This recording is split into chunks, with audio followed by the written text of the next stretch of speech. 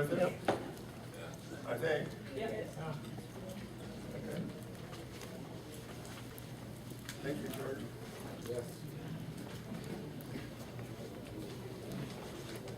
That's neat. I think it's kind of tough to write a story about a pair of boots. Actually, it was a pair of shoes. You might consider it boots, but shoes. These are GI shoes, if you remember. Well, a little background before I get into the boot, into the shoes. I guess it was in the middle of June of 1943. No, actually 1944. We were on a mission to Vienna, over Vienna, and I will agree that it was probably one of the toughest targets in Europe. And he talked about the cloud you see when you're coming in 50 miles from there. I think it's about 20, but you know, everything is. It was hard to tell distance, but when you got close enough, you could actually see fireflies coming out of that cloud, and they were the flak bursts. And actually, we traveled. I remember staring at that thing for a while, and I'd see a flare come up through it. And I wonder what that flare was. Well, I found out later that the German guns would overheat, and they had to cool them down for a while, 5 minutes at a time. And when they did that, in the meantime, we never noticed it flying in there, but we had German fighters flying around this cloud, not in it. But as soon as the green flare went up, that was a signal for the German fighters. They could come in and jump on the bombers. And when they were ready to fire again, they fire a red flare up. That was for the German fighters to get out of there. And then I agree with you. That was it. Well, this was a mission to Vienna, and I was on a bomb run. And earlier on, I was shot down on June 30th. Not on this mission, but it was the next mission. At this mission, I was on a bomb run, and every flight had a flight bombardier, a deputy flight bombardier. Oh, that's a flight. I never flew a mission where I didn't use a bomb sight. I know later on I probably had toggle ears and stuff, which probably made a lot of sense, but. And incidentally, we took our training in the States with the Nord bomb sight. We got over there, we used the Sperry. And we liked the Sperry. I liked the Sperry better than the Nord. It's a great sight. Well, anyway, I was on a bomb run, and I get a call in my ears that the pilot was hit. Of course, planes on automatic pilot at this time. Luckily, I think where he was hit, he could have caused a lot of trouble. Well, so after I dropped the bombs, I came back to the flight deck, and the pilot was hit. I had a portable oxygen bottle, and I grabbed a big first aid kit from underneath the navigator's table. And I went up there, and I discovered it was a flak wound, a small hole in his calf of his leg. Going in, going out was a mess, because it's nasty stuff. So I couldn't do much with it except get the only medication we had was sulfur powder. So I took that and sprinkled it on there and bound it up real tight. But when I opened the first aid kit, I took the compress, one of the two big compresses out, and what was stuck in the middle of the compress was a piece of flak. Whoa. I didn't notice it when I picked the box up, but apparently had penetrated. Had just enough energy left to rest right in that compress. So, well, you know about the thickness of the walls of a B-24. It's not too much more than a beer can. So it seemed. So I patched him up, and at the same time, I think the same piece of flak came through, hit the trim tab wheel, and ricocheted and took a piece of the navigator's shin bone out. Because he was on a flight deck at the time. About time, I fixed him up, just about passed out because my oxygen ran out. The top turret gunner spotted what was happening, came down, got another portable bottle for me, and it got me back up in the front where I could rest and go home.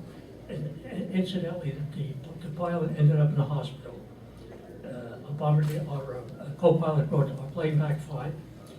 And right after that, I went to Capri with the navigator and the co-pilot. The pilot was in the hospital, field hospital.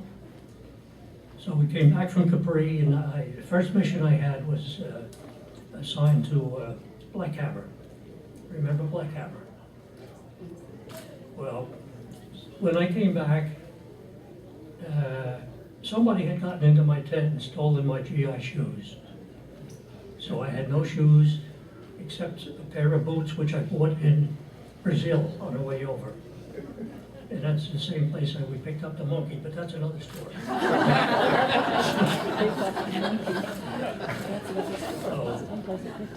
So I figured, well, okay, I borrowed a motorcycle and I drove up to the field hospital.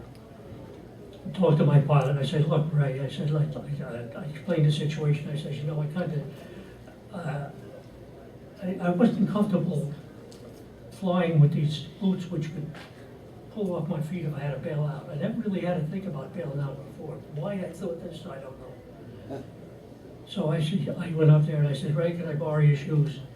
And he looked at me and he says, I don't know, I don't think so. You probably won't bring them back. And then he laughed and said, go ahead. So I borrowed my pilot's shoes. Well, I think you know the rest. You have a pretty good idea what happened, right? Well, this was on June 30th now, my next mission. Oh, after we went to Capri and I come back, I told you that. So the mission we were flying was, we weren't using our own plane, and we didn't have our own pilot. The other bell ringer, our plane was pretty well shot up. So we had a different pilot and a different nose gunner. I had, the night before, I won $120 playing poker, but I didn't get any money, I just got chits. This was my 13th sortie coming up. It would have been my 20th mission, but in those days, we had 50 missions. Some were doubles, and some were singles. So actually it was only the 13th sortie. And then I had to borrow these shoes, and I could, you know, I should have known better. But what can I do about it, even if I knew anything about it? You know, I still had to get on a mission. Well, we were on this, we got caught in the clouds over Hungary, and we got shot down by, I think it was probably two German fighters. First, they blew a rudder off, they blew an engine out, and then I remember calling off the shots from the Astrodome. I could follow them up both. And I watched these red tennis balls coming over my head. And I didn't realize that these were 20-millimeter incendiaries, or tracers. And at this time, I didn't realize I was talking to myself because the intercom was out. And there was a fire in the bomb bay. So everybody, and the next thing I knew, I was looking back at the pilot and co-pilot, they weren't there. So I figured, well, this time to get out of this thing. So I banged on a nose gunner's door and figured he'd be out right behind me. And I tumbled out the nose wheel door. And I get out, I counted, I guess about 10, and I popped the chute, and the plane blew. Oh, wow. It blew up. All the fire. Well, I found out later that the nose gunner never did get out. The ball turret had its head blown off. This I heard from the gunner, so the engineer that came out with me. And the navigator was so badly burned, he died 10 days later. I saw him on the ground, and I actually let the Hungarians let me take the morphine from the first aid pack on a parachute harness. And I gave him a shot of morphine, but he lasted only 10 days. So from there, I was in a little Hungarian jail for about a week, finally with my engineer, and then another whole crew came in, and I guess about a day later they moved us out to Budapest interrogation center, and there I was there. I guess I was about there 7 to 10 days in solitary. But when we first got in, They took all our clothes, we had to take all our clothes off, no shoes off. Of course, I got my pilot shoes on now, race shoes. And then they went with the bundle, and they took all our clothes, tied them up with the shoes, and subjected them to live steam treatment. This kills the fleas and the bed bugs and everything else. I could tell you about the bed bugs, but luckily they didn't bite me, but they tickled me, you know, and I could squeeze them, you know, and every week I had a freckle shirt. But, so, after that time, we ordered 40 Nates to go to a German prison camp, Stalag Luft 3. That's the scene of the Great Escape. And I got there a few months after the escape, and at that time they tightened down things a little bit because that was the most escape-proof prison in Europe. So I was in Stalag Luft 3 for until January 27th, 1945, when they evacuated the camp because the Russians were coming, and we could hear them. We could hear the Russian artillery. And we could see the German planes flying back and forth to the front, right over our camp. Every kind of German plane you can think of, even observation planes. And jets, believe it or not, the Ju-262.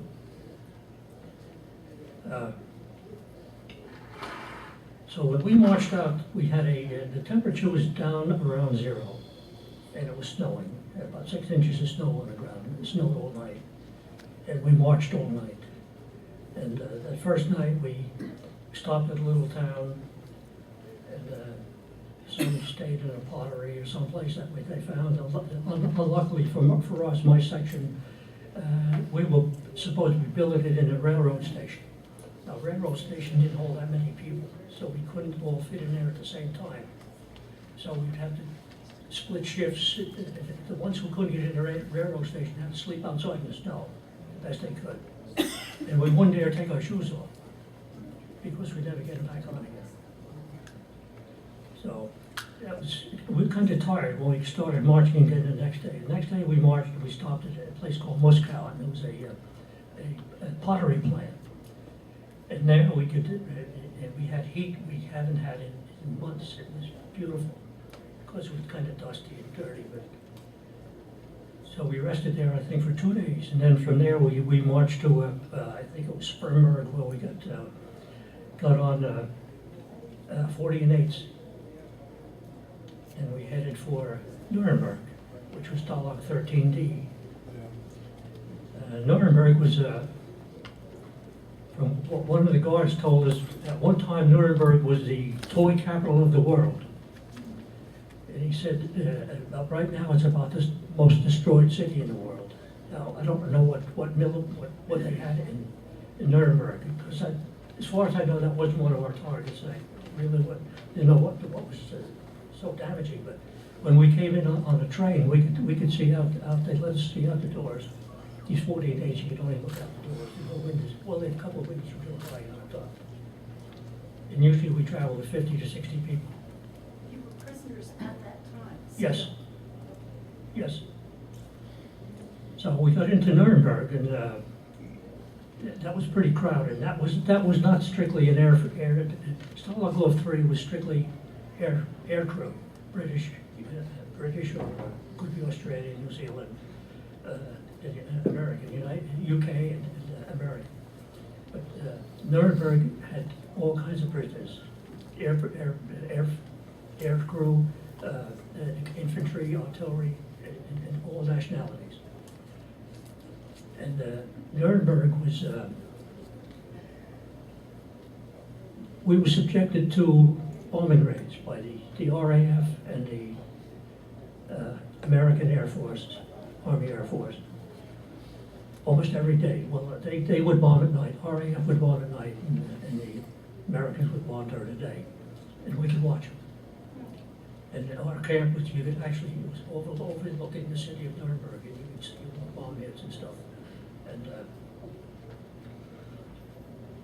occasionally at night, when it was overcast, the British would send two mosquito bombers. these are the twin engine, high speed, the speed they could match most fighters. And the lead ship was what they call a Mickey ship, that was radar. And they would spot the center of the city. They weren't aiming for anything in particular. This was a nuisance raid. This is to drive people out of their homes and into shelters so they wouldn't be as effective when they had to go to work the next day, if they went to work the next day.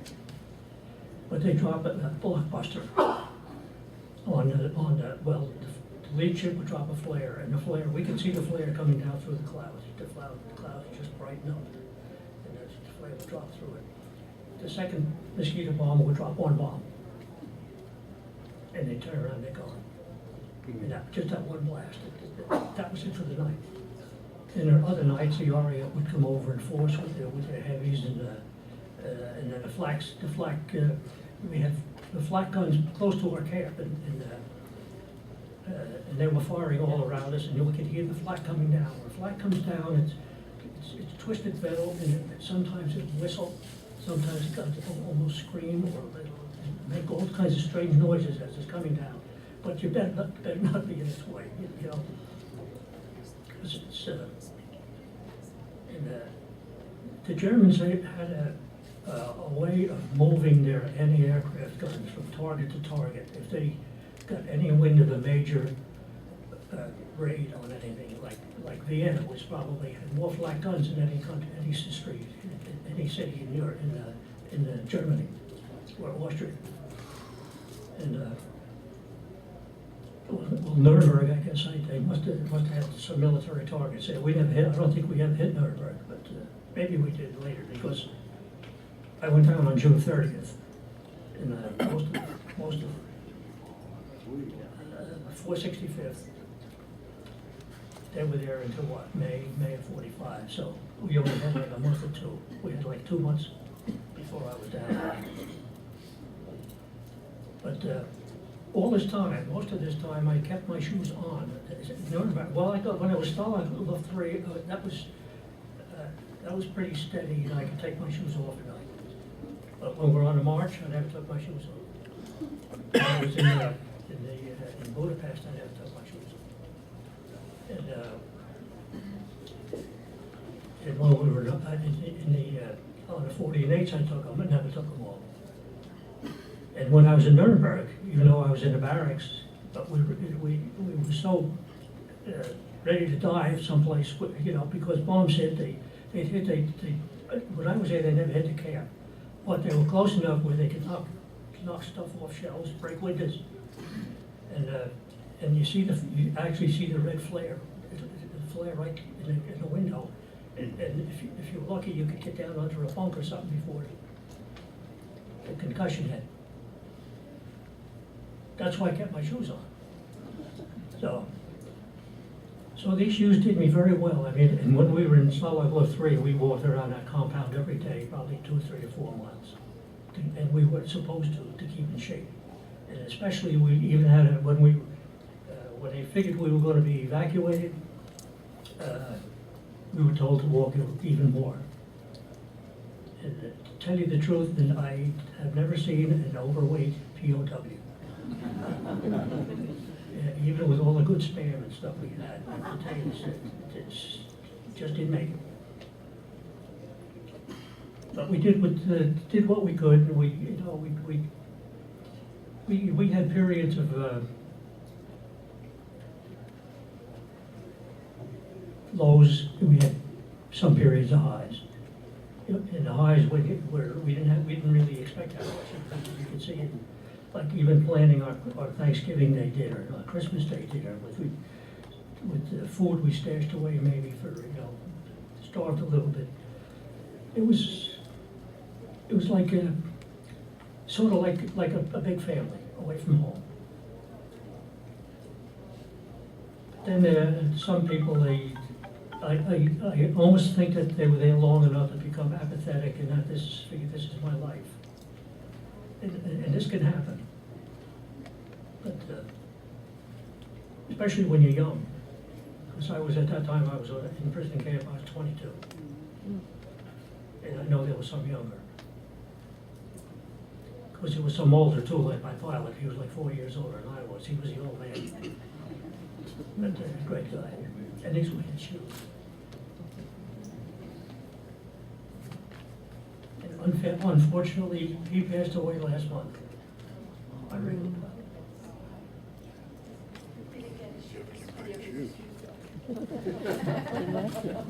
No, I kept putting it off. Finally, I decided maybe I'll just have a token made, and a little piece of jewelry made, with 2 pairs of boots on it. Right. Sterling silver. Presented to him last year. Get a pair of boots. So that's my story. Maybe I, How long were you in prison? now if I have one, what, How long were you in prison? 10 months. So, Which compound were you in Stalag 3? West, West compound. Do you remember your block number, barracks number? yes, I was in block 157, room number 2. And what'd you give for those boots over in Brazil, do you recall? I don't know why they like these shoes. Let's see, I think they were sent home with my belongings. I never knew what happened to my 45, but I got my shoes back. 45 was no munition, so they took it. Were you aware of the Great Escape when you were at, what was it, Lug 3? I didn't know anything about it until I got to Stalag 3. But it was this was a care for like, we had 5 compounds, 2,000 men in each, so you're talking about a lot of men. You're talking about 10,000 officers in each block, or what they call the blocks, but they're barracks. We had usually one room of non-coms. Use the mic.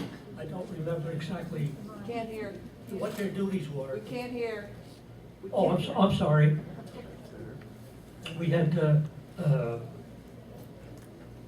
where did I lose you? How many? Oh, okay. Well, each one of these blocks, these barracks, we had all commissioned officers except one room, which had, I think, maybe 6 or 8 non-coms, but they're still officers, non-commissioned officers. And they probably performed duties in the compound, which they did it so expertly we never even noticed them. But and we did our own cooking. Well, not all of it, but we used to get, the cookhouse would bring in raw potatoes and stuff like that, and kohlrabi. And once in a while, when things were good, we'd get some German blood bologna made from the horses from the Russian front. But, and the bread, yes, you probably saw it with the display of that German black bread, Schwarzbrot. Well, that was bread, that bread was so heavy and so wet, and you saw what it consisted of, like a quarter of it was sawdust, which was not too, I mean, I believe in roughage a little bit, but you know, that's a little too much. So what we had to do, we had to slice it as thin as we could, and we had a man in our room could slice, he could get 80 slices out of that one loaf. Paper thin almost. But it had so much liquid in it, and it was so solid, it would hold together. So what we would do, we would have the use of the barrack stove, the kitchen, for like 15 minutes a day at night. Every room had a certain time that they could use it. And you had to have everything ready, and if it wasn't done 15 minutes, you get it out anyway. But any room on a stovetop, we'd take that bread and we'd toast it. Get the moisture out of it. Then we could eat it. And what we used to do sometimes, we save a little bit from every loaf, and some of the slices, and we dice it up into little dice, and then we toast that in a pan, which we made from tin cans. We had lots of tins we could cook with. You're just making, opening up the tin cans and actually making waterproof joints and everything in it. Just with a broken knife and a block of wood or something to pound it down. But what we would do, we toast these and we save them. We'd get like a box full or something like that. About once every couple of months, we'd have enough to have what we call crispy, crunchy, crispy, creaky crunchies. They tasted like grape nuts. And this, we had powdered milk. So we didn't do too badly food-wise. Was not in Stalag 3. We were on half rations for a while. That was kind of tough. And then in Nuremberg, we got to a point where we were getting no rations, and we were eating the German food. The German, they had a famous soup there. It was dried soup, dried vegetable soup. Well, it was actually meat and vegetable, but the meat wasn't meat. It was, could have been anything, like, you know, moths, weevils, bugs. And, but they usually come to the top. So the first few times we used to skim that off, you know, and you got to think of why bother? I mean, it's all protein. So, you know, you do with what you've got, and it worked out all right. Or good without. Who released you? Patton's 14th Armor Division Must have been. on April 29th, What time? about 10 in the morning. This was at Moosburg. Because we evacuated from Nuremberg to Moosburg, and that's where we ended up. I was only there, that's Stalag 7A. And that was a camp that was initially built for 14,000 prisoners, and we ended up with 130,000. So living conditions weren't that great. There was a lot of togetherness there. Did you get any Red Cross Yes, packages? yes, we did. We depended upon those. Oh, but we also got, occasionally we got British parcels, which had some different stuff in, like condensed milk and corned beef. And when they get corned beef, we had one man in there, he built a steamboat out of tin cans. And the boiler he sealed with, he went around collecting the corned beef tins, because the corned beef tins are sealed with lead. Well, they were. Remember those? So we melted the lead out of that, and now he had solder, and he could solder the seams in the boiler. And we used the only oil we got, which was in a can, and that was made from animal fat. You could put a wick in it, then you got a candle. And that's the oleo we ate. The United States government sent some over to Russia, and they wouldn't use it because they were so used to having butter. So they used that for greasing the axles on a gun. So. On your 13 sorties, were you ever the lead bombardier or like the backup bombardier? No, I was actually a flight bombardier. That could Can't be hear, 4 can't planes. hear you. Oh, that's a flight bombardier. That's only like 4 planes. Occasionally, it could be 7 planes. The way the formation is, you got the one. It's a box, and you can add 3 to that 4 and come up with 7, and it fits. But usually, I was always a lead bombardier. I was one of the original crews anyway. And my captain, he was a flight captain. So that made me a flight captain, a flight bombardier. Did the bombers that were bombing Nuremberg, did they know you all were in prison? Yes. So they avoided you? Oh yeah, but occasionally when a bomber gets hit, it has no control. And, Not a single place. yeah, no, but and the German fighters are out there. We can see those at night too. The night fighters, they go up, and all of a sudden you see a big flare up, and some English bombers goes down. Did you get out of Moosburg with your ID card, your PO Yes. ID card? Yes. How did that happen? How did you guys get those? Well, those ID cards were apparently gotten out of Stalag 3. And I don't know who got them, but I remember I had mine. My dad had his too, and I was always wondering how did they get those, you know? In fact, I think I might have a copy of mine with me. No, we got ours out when the Russians took over the camp, and the Germans just left with all their files where they were. And archives went in and sorted out, and someone handed me my file. Unfortunately, my photo had become detached, so I have without a photo, but I have the card. It's a pink card, Right. and it's got all the information in German on it. And but that was just left behind. Once the Germans were leaving, they didn't care about the records, obviously. And if we could recover our own stuff, it was valuable to us. Yeah, And I still have my German dog tag. yeah, I got one too. That's a kind of break. Yep. They didn't break yours, and No, nor no, mine. no. That's when you died, they broke it in half and Yep. put it on your body, and Yep. the other half was in the records. Well, we lucked out that way, right? I'll bring mine to my program, so show them around. Okay, that's all I have about those. Oh, incidentally, the point here with the shoes, it's not always a big, what you think are important things. It's the little things that count, you know? So, Tell him how you give the shoes to Ray Cobo yeah, I a told year him. ago. Yeah. I gave him those. They were. Thank you very much. Okay.